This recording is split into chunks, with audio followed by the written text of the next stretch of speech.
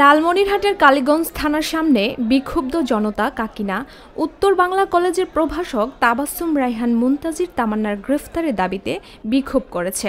অভিযোগ রয়েছে তিনি পুলিশের গাড়ি ভাঙচুর ও থানার ওসিকে লাঞ্ছিত করার চেষ্টা করেছেন।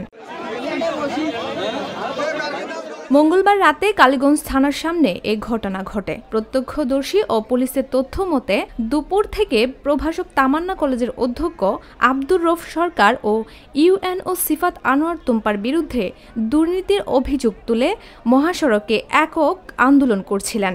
সন্ধ্যায় হাতীবান্ধা থানার ওসি মাহমুদুন নবী পুলিশের গাড়ি নিয়ে থানার সামনে এলে তিনি ভাঙচুরের চেষ্টা করেন বলে অভিযোগ ওঠে। এরপর উত্তেজিত জনতা তার গ্রেপ্তারের দাবিতে থানার সামনে বিক্ষোভ শুরু করে। স্থানীয়দের অভিযোগ, প্রভাষক তামান্না দীর্ঘদিন ধরে বিভিন্ন জনকে হয়রানিমূলক মামলা ও সামাজিক যোগাযোগ মাধ্যমে অপমান করে আসছেন। এক স্থানীয় বাসিন্দা বলেন, তিনি মানুষকে হয়রানি করছেন, আমরা তার বিচার চাই।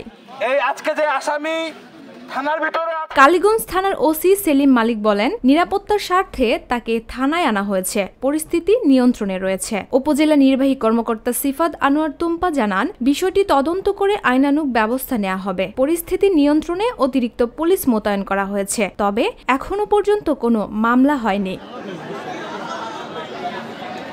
ফারহানা প্রীতি, ভোরের পাতা।